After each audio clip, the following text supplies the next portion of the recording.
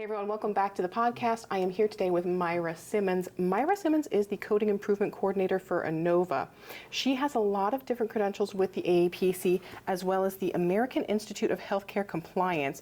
She is from the DC area, but originally is from my neck of the woods. So Myra, thank you for agreeing to come on and do a video podcast with me today. Thank you. So I want you to take me back to your pre-medical coding days. So tell me what your life was like before you got into medical coding, and then what transpired that got you into medical coding and it changed like your entire trajectory of your career.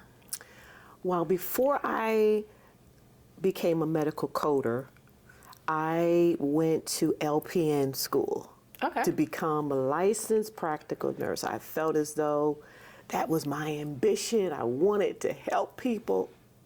And I found, because my mother was sick, and no one could understand completely what was going on as far as when the doctors were telling us what her condition. No, none of us really understood what was going on. So I said, I'm going to become a nurse.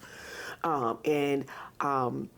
found out not long into it that sticking needles, drawing blood, that wasn't for me. Yeah. And so I graduated, I got my LPN license and did all those things, but I never really felt complete. I felt like this wasn't quite it. And so I was here in the DC area. I was working at GW, then I went to Georgetown, and I was working as a referral assistant. And they said, we want to train people to become a coder. I didn't know what that was. I was like, hey, here I am. And so they brought someone in for a year that was teaching us coding, and it started to click back with what I learned for LPN, the medical terminology, the anatomy, those things. I was like, okay, I'm seeing a better way to use this information. Right.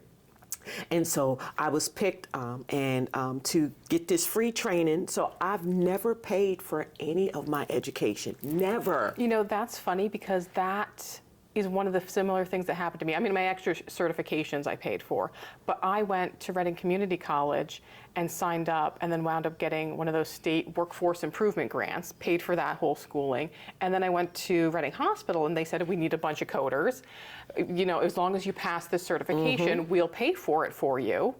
And I paid whatever it was for the instructor to come, and then I passed my exam and I got reimbursed for all of that. So I think that's an excellent tip for people who are like, how do I get started? And I don't have a lot of money. I'm like, go work somewhere in the hospital. Right. Because they will likely have some kind of reimbursement that you could sign up for. And I'm telling you, it has been very educational for me. It's been very beneficial for me because I was not financially in a position to be able to afford and to do those things. And that opened the door, and it gave me this is what I'm supposed to do. I had my aha moment that I was like, this is it right here. Yeah.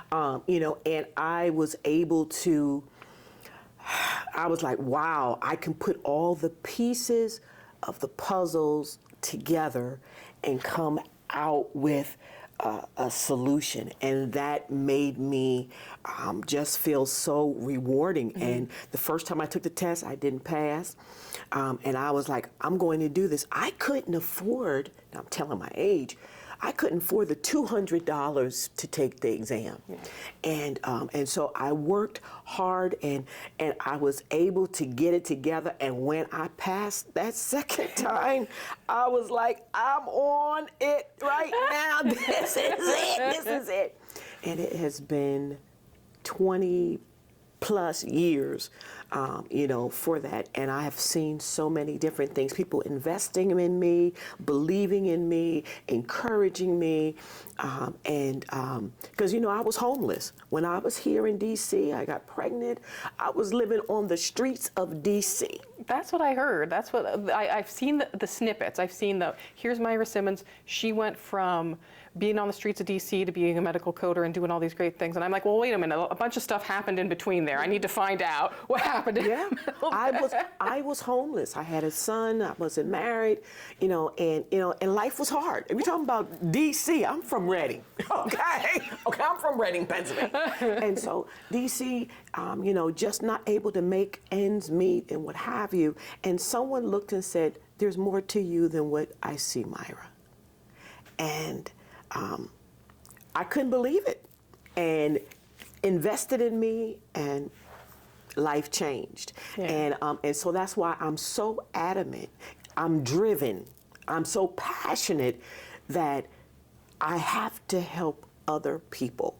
And because someone believed in me and helped me and got me off the streets. And so that's what I do I teach a lot of programs here in DC, UDC, that caters to people that are homeless. That's what I do. And I get my greatest satisfaction in being able to help change the lives of other people. So that's why I say it's not what I do, it's who I am. Yeah. And so I feel like I am, if you would give me a sign and let me be on the streets and say, hey, this is what you need to do, it changed me, it'll change you. That's what I do. Yeah, so you've mentioned in the past that you view medical coding not just as your career, but as your lifestyle. So can you kind of elaborate about that? It's funny because I can't watch the news. I can't read a magazine, read the newspaper, or even sitting on the train hearing someone talk. If they mention anything about any type of sickness, my mind automatically goes into what are the signs and symptoms? What are the comorbidities? What is the disease process? What body organ system is affected by that? What level is that office visit if that patient comes? They charge you what level? And my mind automatically clicks, and it makes sense. Right. It makes sense. And so that's something that's every single day, that something just engages that. And it's just, I'm amazed now I can say, okay, yeah, I know exactly what that is. Okay, gastroenteritis, okay, I know nausea, vomiting, diarrhea, I know signs and symptoms to a definitive diagnosis is, I know these things. Yeah, and it's funny, I was talking to someone the other day about, they were asking about how do you know what the signs and symptoms are of each disease? Like, you can't just memorize all of them. And I'm like, well, you kind of learn as you go. You find something in an operative report and you go, oh, I don't know what that is. Let me Google it. And then you kind of try to remember a couple for next time. And as you continue doing it, you'll start to remember more and more and more. And if not, there's always a search engine that you could use. That's right. Right. So having a career as an auditor, a coding director, instructor, what are some of the key lessons that you learned that you wish you had known starting out? 3 points. Learn, understand, and application. There's a difference in all of them. In school, you got to memorize, you got to do this because you got to test. Mm-hmm. But it doesn't mean that you learned it. It doesn't mean that you understand what it is that you crammed to learn. Mm-hmm. Therefore, you're never able to apply it. Yeah. So I think it's very important that you know the difference between learning a subject matter, right, understanding what it is that you're learning, and then being able to apply what it is. And I wish I would have known that or understood that better before I started in this and just in school, period. Mm-hmm. And it takes the struggle, takes the frustration out of it. Right. Because I know, hey, I'm learning this and I'm still learning. And that's what I tell my students. It's okay. You're just learning. Yeah. Once you understand what you learn, hey, You're cooking with grease. Right, and I think when you're looking at the big picture and the long game, that's what's going to help you out. You know, we focus a lot on, of course, passing the exam because that's one of our big first hurdles we have to get through is pass that exam. But I think sometimes people focus too much on what do I need to know to kind of almost trick through the exam. Like how do I, you know, it's beneficial to know the process of elimination and how to navigate those exam strategies. But when we're talking about the longevity in your career, you need to know how to do the practical application. Most of everything. definitely. Yes, yes. Most definitely. Most definitely. I have some viewers that struggle with motivation, you know, especially when they hit evaluation and management, cardiology. Those are the big chapters, right? That everyone's like, I'm ready to throw in the towel. Like I've got one string left to go. Do you have any tips on staying motivated during those challenging moments during the learning process? It's funny because guess what chapter my students are on? They're on cardiovascular. Yeah. And so they're like, this is, they told me the other night in class, no, this is not it, no. But this is what I said to them. For every organ system that you're going, or any subject that you're dealing with, learn the anatomy of it, how the pieces work together. Right. And it'll keep you intrigued. Hey, red is for arteries, blue is for veins. I'm visual, so I've got to see it. Yeah.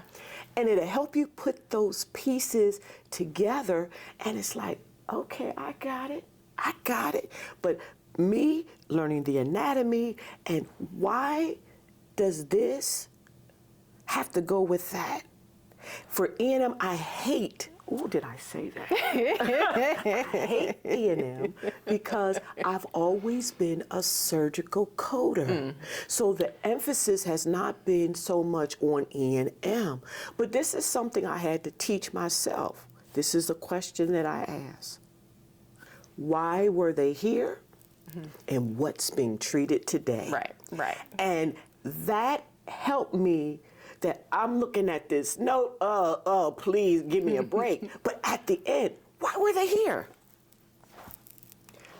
What was being treated today? Right. And that helps me help the students. It helps keep me motivated and intrigued and keep going. If I just ask that simple question, why were they here? Get rid of all the other fluff, okay, right? All that note bloat, get out of here. Get rid of all that. Why were you here? Hey, Miss Smith, why did you come today? Okay, and what was treated today? And that'll help you to eliminate what you don't need to weigh so heavy on, right? And it'll keep you motivated, right? And because you'll be once you get it, you're rewarding yourself. Like, I got that. Right? So. The AEPC has all of their local chapters, and you've been involved probably with a couple of different chapters, right? How has working with the local chapters elevated your career, and do you think it can do the same for others? Yes, I think that everyone ought to get in a local chapter. I think the value of the networking, the person that's sitting next to you and what they bring to the table gives you an opportunity of what you may not know or understand completely. It gives you the opportunity to grow. I know for myself, people find this very hard to believe. I have never been one that likes to be up front talking. I know, laugh, right? But it has been in these types of atmospheres that has encouraged me that I can speak as I have to talk to the doctors and everyone. So I think that it is the local chapters is a great place for you, one, to build your confidence. Hey, get a buddy that you can ask, hey, I'm not quite sure, can you help me with this? So I think it has helped me to become a better communicator. Yeah. It has helped me to come out of my box. It has helped me to know that it's okay if I don't know. Yeah. And I can ask for help, and it's a safe place. It is. It's a safe place that you can be yourself and you can grow. And it has been very, very, very beneficial to me. Yeah. And I think one of the great things about local chapters is you don't have to be an expert in coding, practice management, billing. Just show up and show that you're part of the team, that you want to be part of this community. I have a girl that was in my chapter that was so good at helping out with like making decorations for the chapter. She made us little AAPC colored pretzel rods the one year to give out at our chapter seminar. And if she ever called me with a coding question, I'd be like, let me drop everything, help you out. Yes. Because I know that she does the same for others, that she helps everyone else out. So finally, I want to know, what is next for your career, and do you have any plans or goals that you're excited about? Well, what is next for me? I have everything on, have all these certifications on the physician side. I must, before I end my coding education, I must obtain my CCS because I want to have the full picture. Yeah. And that's what I'm currently studying for so that I can be proficient on both sides of the field. And it's challenging me. And for me, I have to stay challenged. Right. And so it is challenging because at PCS and you're used to CPT, wait a minute. It's challenging, and so that's something that I'm looking forward to. I don't even know if I'll go into and really even use that because my goal is to retire in a couple years and then go full throttle into the coding, the teaching, the counseling, the instructing, those types of things that I do in the practices with the doctors. That is what I want to do. And so I teach now. I thoroughly enjoy teaching. If I could teach all day and not work, I probably would. But those are the things that I really want to do. I feel as though I'm good at that, and it has been very rewarding for me. And, that's what I want to do. As well as grow my vegetables and have a farm, right? Because you have to have some hobbies. Right. You can't all be medical coding. Right. Well, that's amazing, Myra. Thank you so much for spending some time with me. It was great learning your backstory and learning more about your passion in medical coding. I think all of my viewers are going to be able to feel that passion through the video and the audio as well. So it was great having you. Thank you so very, very much. Thank you so much. I appreciate it.